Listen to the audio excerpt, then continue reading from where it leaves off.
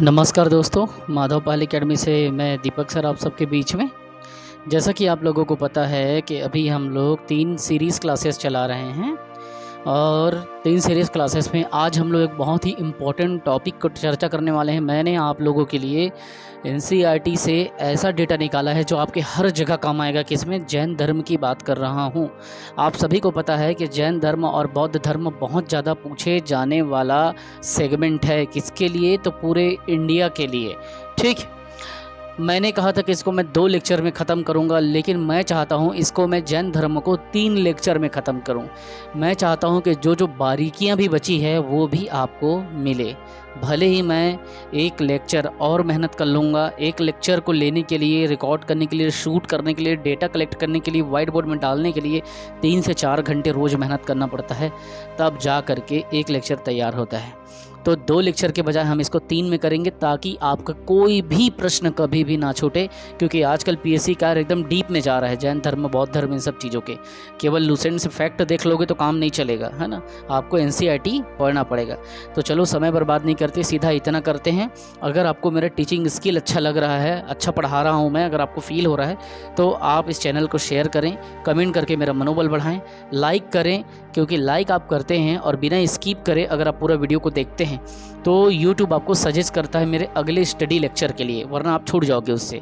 ठीक है, bell icon को भी दबाना ताकि नोटिफिकेशन जैसे वीडियो डालूँ आपके पास फट से पहुँचे। पढ़ाई से जीवन बनता है ना, तो आप भूलना मत इस चीज़ को। चलिए स्टार्ट करते हैं, समय और बर्बाद नहीं करते हैं।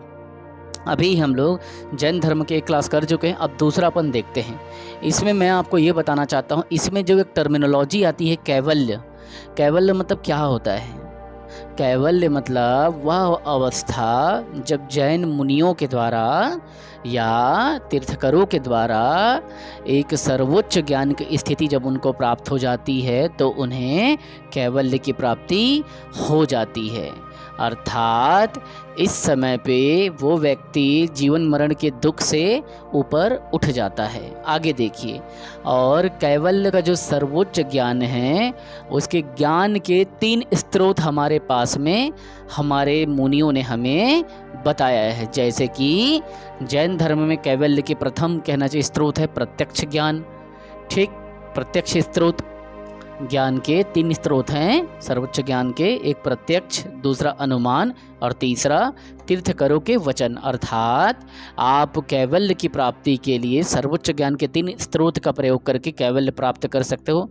एक तो प्रत्यक्ष स्रोत के द्वारा, एक अनुमान लगा करके अनुमान स्रोत के द्वारा, और दूसरा मुनियों के वचनों को सुन करके आप कैवल्य की प्राप्ति कर सकते हो। आगे हमको देखना है कि जीव में कर्म का अवशेष जब समाप्त हो जाता है तो वही कैवल्य अर्थात मोक्ष की गति को प्राप्त कर लेता है। किसका अवशेष? तो जीव में कर्म का अवशेष, याद रखना, किसका? कर्म का, क्रिया का। ठीक है, जब किसी भी जीव में कर्म का अवशेष समाप्त हो जाता है तो वह किसकी प्राप्ति कर लेता है? कैवल्य की प्राप्ति कर लेता है। सिर्फ संघ के सदस्यों के लिए कैवल्य के नियम है। अब समझिएगा बात को। जैन संघ का, मैं कल संघ के बारे में बताया था, किसने बताया था? होमवर्क है, आप लोग कमेंट करके बताओ कि संघ के निर्माण के बारे में आपको बताया था। ठीक है, तो तीर्थकर कौन थे जिन्होंने उस समय मतलब जैन संघ का जो उनका है उसका निर्माण किया था? तो आपको कल के क्लास को पढ़ के आप मुझे रिप्लाई करें। तो सिर्फ संघ के सदस्यों के लिए कैवल्य का नियम है, जो संघ के अंतर्गत कार्य करते हैं, अर्थात एक जीवन को यापन करते हैं, मुनि जीवन को यापन करते हैं, लेकिन सामान्य जन के लिए नहीं है। ठीक है, सिर्फ जो संघ के जो सदस्य होते थे इनके जैन धर्म में, उनके लिए कैवल्य का नियम है, और सामान्य गृहस्थ जीवन जीने वाले के लिए वो नियम नहीं है। आगे हमको पता चलता है अगर गृहस्थों को संघ में प्रवेश करना है, देखिए मैंने क्या कहा, सामान्य जन के लिए नहीं है। अगर जो सामान्य जन जो गृहस्थ जीवन को जी रहे हैं, अगर उसको संघ में प्रवेश करना है तो उन्हें कितने कोटियों से गुजरना पड़ेगा? तो 11 प्रकार के कैटेगरीज है उनकी कोटियों की, उनसे गुजरना पड़ेगा। कितने प्रकार के कोटियों से? तो 11 कोटियों से गुजरना पड़ेगा अगर उनको कहना चाहिए कि कैवल्य का प्राप्ति चाहिए, कैवल्य के नियम को समझना है, तो उनको इन कोटियों के लिए, संघ में प्रवेश के लिए 11 कोटियों से गुजरना पड़ेगा। अब आगे हम लोग देखते हैं कि भगवान महावीर को क्या क्या उपाधि दिया गया है। ठीक है, जो कि पूछा जाता है कि निम्न में से कौन सी उपाधि भगवान महावीर को दी गई है। तो समझिए इस बात को। जैसे महावीर स्वामी जी को जब कैवल्य की प्राप्ति हो गई, कब? भगवान महावीर को जब कैवल्य की प्राप्ति हो गई, अर्थात वो व्यक्ति जीवन के कर्म से मुक्त हो गए, समझ लो ना। जीव के कर्म का जो अवशेष होता है वो बचा ही नहीं रहता जीवन में, तो कैवल्य की प्राप्ति होती है। तो कैवल्य की प्राप्ति के बाद इनको जिन कहा गया, महावीर को। और जिन का अर्थ होता है विजेता, जो अपने काया कर्म मन वाणी इत्यादि को जीत लेता है, वो क्या होता है? विजेता होता है, अर्थात जिन होता है। दूसरा अर्ह कहा गया, अर्ह मतलब योग्य की उपाधि दी गई कि ये जो है एक योग्य हैं, एक कहना चाहिए कि ये मोक्ष के लिए या कैवल्य के योग्य हैं, है ना। तीसरा निर्ग्रंथ मतलब बंधन रहित, अर्थात जब आप प्राप्ति कर लेते हो कैवल्य की तो आप जो है निर्ग्रंथ हो जाते हो। और चौथा केवलिन, केवलिन अर्थात आप मोक्ष को पूरी तरीके से अपने पास में रख लेते हो या मोक्ष की दशा में आप पूरी तरह से लिप्त होते हो। तो ये 4 उपाधि दिया गया है, जिन कहा गया है, अर्ह कहा गया है, निर्गंथ कहा गया है और केवलिन कहा गया है।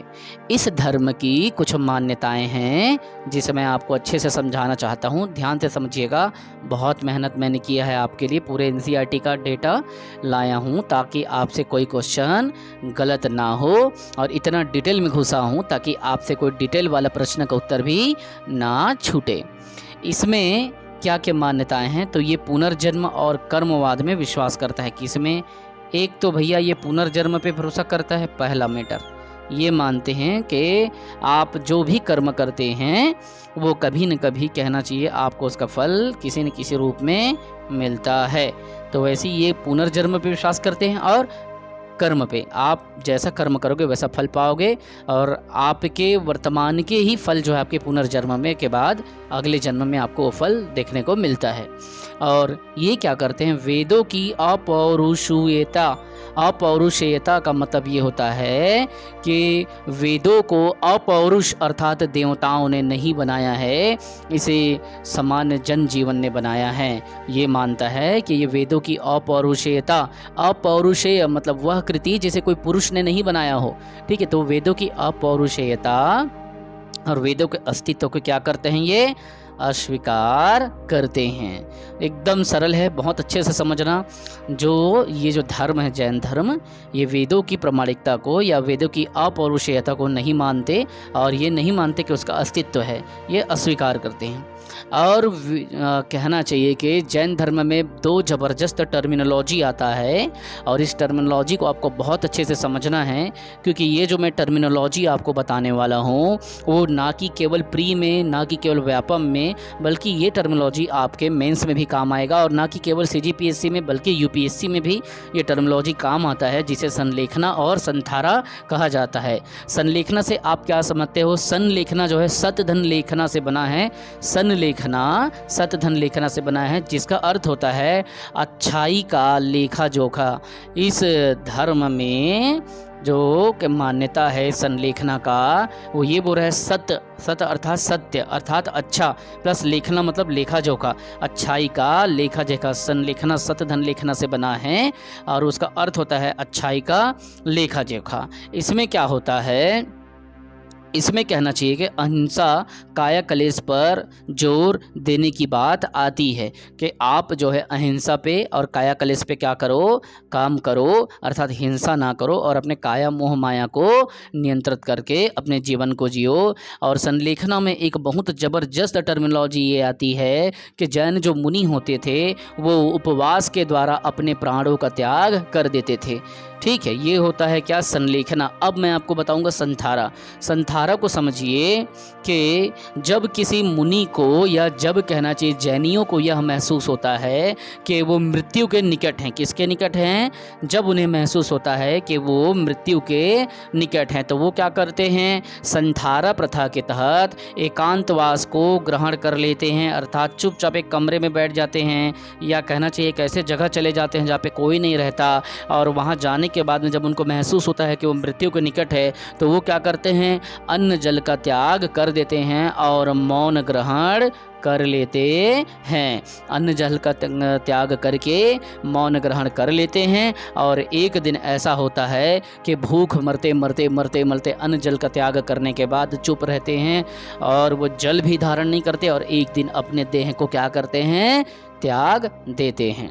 आगे देखते हैं। मैं आपको दो इम्पोर्टेंट पॉइंट बताना चाहता हूं, ताकि आप जाने तो इतना जाने कि किसी को बता सकें, किसी को पढ़ा सकें। पढ़ो तो ऐसे पढ़ो कि किसी को पढ़ा सको। देखिए, संधारा प्रथा को क्या हुआ था 2015 में, एकदम ध्यान से समझिएगा, क्योंकि ये क्वेश्चन हालांकि करंट अफेयर नहीं है, बट आपको पता होना चाहिए कि क्या संवैधानिक प्रावधान इसके अंतर्गत रहे हैं या क्या प्रयास इसमें किया गया था।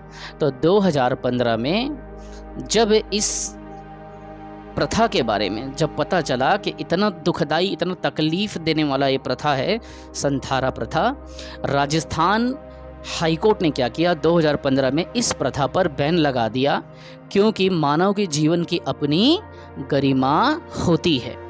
राजस्थान के इस डिसीजन से जैन मुनियों के संगठन में एक विरोध पैदा हुआ, और उन्होंने इसका खंडन करते हुए हाई कोर्ट के अलावा सुप्रीम कोर्ट में जाकर के उन्होंने एक याचिका लगा दिया, और उन्होंने बता दिया कि ये हमारे धार्मिक सहिष्णुता का अतिक्रमण है। तो माननीय उच्च न्यायालय ने, सुप्रीम कोर्ट ने 2015 की इस पिटीशन को जब देखा, तो उन्होंने संज्ञान में लेते हुए, किसके? इस डिसीजन को संज्ञान में लेते हुए राजस्थान हाई कोर्ट के निर्णय को क्या किया? खारिज कर दिया, और संज्ञान में लेने के बाद में इसको पुनः कहना चाहिए कि प्रारंभ करा दिया। कब की बात है? 2015 में राजस्थान का काट के सुप्रीम कोर्ट। ठीक है, आपको इतना पता होना चाहिए। अब आगे मैं आपको बताना चाहता हूँ, कुछ इसमें साहित्य भी हैं जैन के, कुछ साहित्य हैं, भाषा है, रचना है, सब अपन देखते हैं थोड़ा थोड़ा सा, जो आपसे छूटे मत। अगर आपसे पूछा जाए कि जैनों का जो साहित्य है किस किस भाषा में लिखा है, प्राकृत और संस्कृत, तो बिल्कुल प्राकृत और संस्कृत भाषा में जैनियों का जो साहित्य लिखा गया है। लेकिन कल मैं आपको एक शब्द बताया था, अर्धमागधी। प्रारंभ में क्या हुआ था? प्राकृत और अर्धमागधी भाषा दोनों में लिखा जाता था, और अर्धमागधी भाषा को धीरे धीरे उसके कहना चाहिए कि उसकी जटिलता के कारण उसको छोड़ करके प्राकृत को ही जैनियों ने स्वीकार किया, और संस्कृत को ही जैनियों ने स्वीकार किया।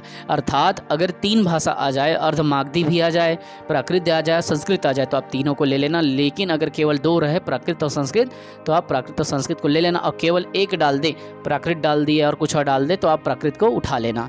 दूसरा, जैन जो साहित्य है उसको क्या कहा जाता है? जैनों के साहित्य को आगम कहा जाता है। क्या कहा जाता है? आगम। आपके साहित्य को समझो आप, जैनियों के साहित्य को क्या कहा जाता है? आगम। आगे मैं बताऊंगा बौद्धों के बारे में, जब उधर जाएंगे तब उसकी बात करेंगे, ताकि यहाँ पे कंफ्यूजन ना हो।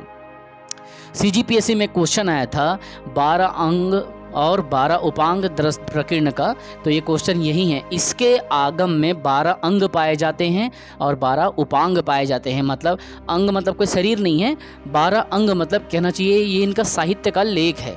ठीक है, जैसे हमारे में 18 पुराण पाए जाता है, कांड पाए जाता है, वैसे ही इनके में क्या होता है 12 अंग और 12 उपांग 10 प्रकीर्ण, ये सब साहित्य जो है पाया जाता है, और सभी को मिला करके आगम कहा जाता है। अब आगमों की रचना पे 2 क्वेश्चन अच्छा पूछा जाता है, थोड़ा सा बताता हूँ आगमों के बारे में।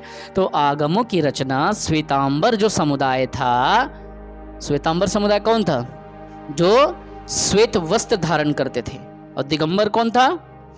जो निर्वस्त्र रहा करते थे। ठीक है, तो आगम की रचना किसने किया? तो श्वेतांबर जो संप्रदाय है उनके आचार्यों के द्वारा। कब?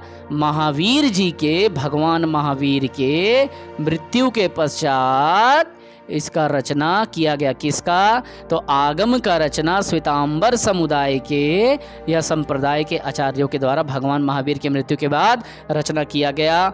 दूसरी बात, भद्रबाहु जो है उसका एक रचना है कल्पसूत्र। कल्पसूत्र किस में लिखा है? तो कल्पसूत्र संस्कृत भाषा में लिखा है, जो कि किसके बारे में जानकारी देता है? तो कल्पसूत्र है हमको तीर्थकरों के जीवन के बारे में जानकारी देता है। आगे है भगवती सूत्र में किसके बारे में जानकारी मिलता है?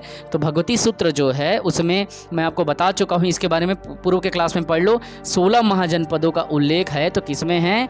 तो भगवती सूत्र में 16 महाजनपदों का उल्लेख है। 16 महाजनपद में सबसे शक्तिशाली जनपद कौन था? उत्तर करके बताओ मुझे। महावीर के जीवन चक्र पर प्रकाश डालता है, भगवान महावीर के जीवन पर प्रकाश डालता है कौन? तो भगवती सूत्र। याद हो जाएगा। अगर भद्रबाहु का जो कल्पसूत्र है, कल्पसूत्र किस भाषा में? संस्कृत में। किसके बारे में? तो जो इसके 24 तीर्थकर थे, तीर्थकरों के जीवनों के बारे में। तीर्थकर कौन थे? इनके गुरु थे, इनके गुरु थे। तो इनके 24 तीर्थकरों के जीवन परिचय है इसमें। किसमें? कल्पसूत्र में जीवन परिचय का चर्चा किया गया है। जबकि महावीर के जीवन पर प्रकाश किसने डाला है? वो कहाँ गए, पहला उपदेश क्या दिया, उन्होंने क्या कहा, उनका प्रमुख विचार क्या थे, तो ये सब चीज़ भगवती सूत्र में है। और कहना चाहिए महाजनपदों का उल्लेख भी इसमें है। कुछ इम्पॉर्टेंट तीर्थकरों के मैं प्रतीक आपको समझाता हूँ। तीर्थकर अर्थात जो जैन धर्म के गुरु होते थे उनको तीर्थकर कहा जाता था, और आप उसको समझिए। पहला जो तीर्थकर था कौन? ऋषभदेव था। कौन? ऋषभदेव। आपको पता है जब हम किसी भी शासन व्यवस्था को पढ़ते हैं तो उसका जो काल पुरुष होता है जिसने उस शासन को चालू किया, उस काल पुरुष को हम आदि पुरुष भी कहते हैं। क्योंकि आदि अर्थात काफ़ी पहले से, सर्व पहले से या सर्व प्रारंभ में जिसने उस काल को, उस शासन को चालू किया, वो आदि पुरुष कहलाएगा। इसीलिए इसको आदिनाथ भी कहते हैं। जैन धर्म के जो ये प्रारंभिक नाथ थे, ऋषभदेव को क्या बोलते हैं? आदिनाथ। अब एकदम इजी है। ऋषभ है, ऋषभदेव, उसको वृषभ आपको लेना है। ऋषभ से वृषभ, री और व्री का अंतर है बस, बाकी एकदम शभ। ठीक है, तो ऋषभ को वृषभ आपको ले लेना है। और ऋषभ कौन थे? पहले इन्होंने ही इस धर्म की स्थापना की, समझ लो, है ना। लेकिन वास्तविक संस्थापक कौन थे? तो भगवान महावीर। ठीक है, भगवान महावीर वास्तविक संस्थापक थे। भले प्रारंभ इन्होंने किया, लेकिन वास्तविक संस्थापक भगवान महावीर थे। तो ऋषभ देव का अगर आपसे पीएससी अगर क्वेश्चन पूछे कि भगवान ऋषभ देव या आदिनाथ का जो जैन धर्मों में स्वीकृत जो प्रतीक चिन्ह है वो क्या है, तो आप इसको ऋषभ ले लेना। ठीक। दूसरा, जो दूसरे गुरु थे या दूसरे तीर्थकर थे वो अजीतनाथ थे। तो गज से आप कभी जीत सकते हो क्या? हैं? गज से जीत सकते हो? नहीं जीत सकते ना। इसीलिए आपको क्या कहेंगे ने, आप अजीत से याद रखना, जिसे जीता नहीं जा सकता, अजीतनाथ। गज से आप नहीं जीत सकते, इसीलिए उस व्यक्ति को, उस गज को हम क्या करेंगे? अजीतनाथ कह देंगे। तीसरा जो तीर्थकर था वो संभवनाथ था। संभवनाथ को आप कैसे याद करोगे? संभवनाथ का जो प्रतीक चिन्ह था अश्व था, अर्थात घोड़ा था। अगर आपके पास एक अच्छा घोड़ा हो तो संभावना है कि आप रेस को जीत लोगे ना, तो संभव है ना रेस को जीतने का। तो बस आप क्या कीजिएगा, संभवनाथ को याद करने के लिए अश्व को याद करना, क्योंकि संभावना तभी होगा जब एक अच्छा आपके पास अश्व होगा। तो संभवनाथ को अश्व, अजीतनाथ गज से कोई जीत नहीं सकता। ऋषभ और वृषभ मिलता जुलता। और 23वां जो तीर्थकर है उसे पाशर्वनाथ कहते हैं। तो पाशर्व, सर्व और सर्प, पाशर्व, सर्व और सर्प। पाशर्वनाथ अर्थात ये जो 23 तीर्थकर थे इनको सर्प फण के नाम का प्रतीक चिन्ह दिया गया, अर्थात सांप के फन का। और सर्प फण नहीं रहता, मैं एनसीईआरटी से उठाया हूँ, ठीक है, केवल सर्प रहता है। लेकिन सर्प का क्या है? तो सर्प का फन है, फन। ठीक है, सर्प फण। ठीक है, सर्प का फन उसने बताया है कि पाशर्वनाथ को सांप के फन से संबोधित करना है, यही उनका प्रतीक चिन्ह है। लेकिन अगर सर्प फण नहीं रहता तो केवल आप क्या करना, सर्प रहेगा तो सर्प मार देना। और 24वां है महावीर। महावीर जो है वो सिंह के लिए, अर्थात कहना चाहिए आप ये जान लेना, जो वीर होते हैं वो सिंह की तरह दहाड़ देते हैं। ठीक है, बस आप ऐसे करके इनके प्रतीक चिन्ह को याद कर लेना। और अगला मैं इसमें कुछ इंपॉर्टेंट सेगमेंट बता रहा हूँ कि जैन धर्म के सिद्धांत क्या हैं। आपको 3 ज़बरदस्त सिद्धांत आपको बताऊंगा। एक आता है दार्शनिक, एक होता है व्यवहारिक और एक होता है सामाजिक। तो दार्शनिक सिद्धांत में इतना ज़बरदस्त सिद्धांत आता है, अगर आप इस चीज़ को अच्छे से पढ़ लिए, मेरी गारंटी है कि आपसे ना प्री छूटेगा, ना मेंस छूटेगा, ना आप इंटरव्यू में चूकोगे, ना रेलवे छूटेगा, कोई भी चीज़ आपसे नहीं छूटेगा जैन धर्म का। लेकिन ईमानदारी से पढ़िए। देखिए दार्शनिक सिद्धांत क्या होता है। इनका जो दर्शन है उनमें जो वर्णन है, उन वर्णन की अब जो व्याख्या होता है वही दार्शनिक होता है, क्योंकि हम दर्शनों के वर्णन का अध्ययन कर रहे हैं। दर्शनों के, किसके? जैनों के दर्शनों के अध्ययन का वर्णन करना दार्शनिक हो गया। तो वो दर्शन में क्या लिखते हैं? एक तो वो अनिश्वरवाद होते हैं, अर्थात ईश्वर पे इनकी आस्था नहीं होती।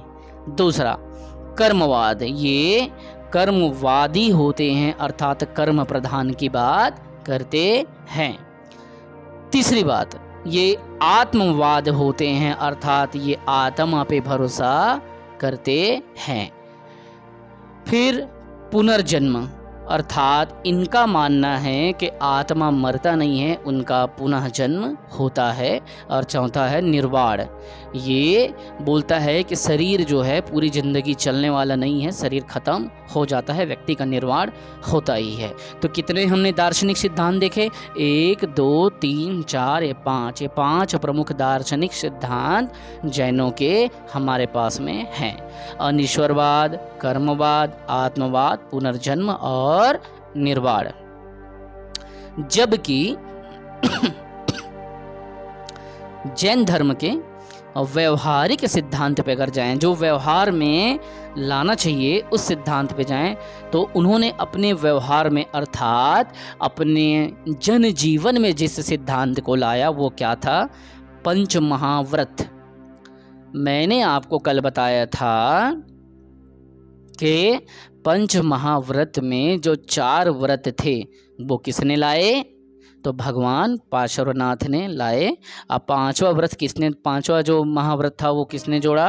तो स्वामी महावीर जी ने 5वां व्रत जोड़ा। और वो 5वां व्रत क्या था? क्या था भाई? 5वां व्रत था ब्रह्मचर्य। ठीक है। और पार्श्वनाथ के शुरू के जो 4 हैं उनको आप कमेंट करके बताइए, मैं बता दूंगा तो आपको याद हो जाएगा। और नहीं याद होगा तो आप क्या है, कम से कम वीडियो को देखोगे, पढ़ोगे तो 4 सिद्धांत को बताओ, भले गलत बताओ, कोई दिक्कत नहीं, मैं करेक्ट कर दूंगा कमेंट में जाके। तो अब देखिए, व्यवहारिक जो इनका सिद्धांत है, अर्थात व्यवहारिक जीवन पे उतारना 5 महाव्रत है ना। याद आ गया हो आप लोगों को? हिंसा है, नहीं बताऊंगा, चलो आप लोग कमेंट करके बताओ। ठीक है। अब अणुव्रत, ठीक है, एक सिद्धांत, व्यवहारिक सिद्धांत है अणुव्रत। इसके बारे में मैं डिटेल और पढ़ के आपको बताऊंगा, बाकी उतना घुसने की ज़रूरत नहीं, लेकिन और डिटेल में और बता दूंगा। ठीक है। तो एक पंच महाव्रत है, एक अणुव्रत है। और उसके बाद है सामाजिक सिद्धांत। ये क्या मानते थे कि समाज में जो नारियों की स्वतंत्रता है या है ना, वो होनी चाहिए, अर्थात नारियों को भी एक विशेष स्थान समाज में दिया जाए। जैसे हमारे वैदिक जो सिद्धांत थे उसमें क्या था, नारियों के मंदिर पे प्रवेश वर्जित था, नारियों को शिक्षा का अधिकार नहीं था, जनेऊ संस्कार भी नहीं हो पाता था, उपनयन संस्कार। तो ये सारी चीज़ें देखा, इतना जटिलता था, इतना कहना चाहिए कि अब पुरानी मान्यताएं थे। तो ये इस टाइप का जैन धर्म का, बौद्ध धर्म का सृजन हुआ और समाज जो है इससे इसीलिए प्रभावित हुआ क्योंकि पाखंडवाद नहीं था, अन्य ज़्यादा कुरीति नहीं थी, नारियों की स्वतंत्रता थी, आचार विचार की स्वतंत्रता थी। तो ठीक है, तो वही हम तो अगला सिद्धांत देख रहे हैं, सामाजिक सिद्धांत। तो नारियों को एक स्वतंत्रता दिया गया और नारियों को संघ में शामिल किया गया। दूसरा, आचार नग्नता, अर्थात अपने आचार विचार में नग्नता को इन्होंने धारण किया, अर्थात पूरी तरीके से इन्होंने कहा कि आप अपने इंद्रियों को अपने वश में करो और आचार नग्नता की स्थिति को धारण करो, स्वीकार करो। और एक है इसमें पाप का सिद्धांत। ठीक है, अगर आप पाप करते हो, समझना आप बात। अर्थात आपका कर्म गलत है तो उसका फल आपको मिलेगा, इसलिए कर्मवाद, जैसा आप काम करोगे, जैसा कर्म करोगे वैसा आपको फल मिलेगा। तो 18 प्रकार के पापों का चर्चा इसके सामाजिक सिद्धांत में है।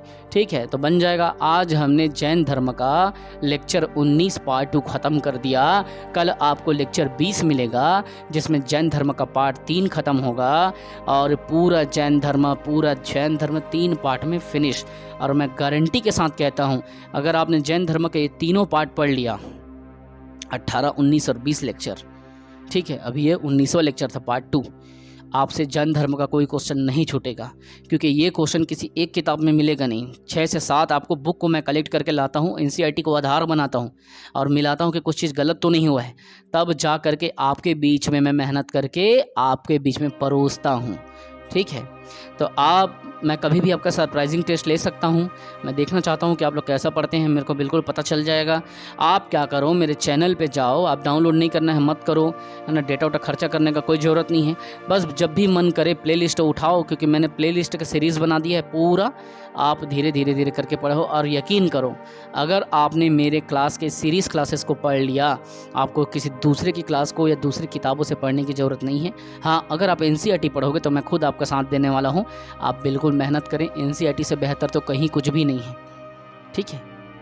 ठीक है दोस्तों, मेहनत करते रहें, पढ़ते रहें, मेरा मनोबल बढ़ाते रहें, ताकि आपके लिए मैं काम करते रहूँगा। जय मातृभूमि, जय छत्तीसगढ़।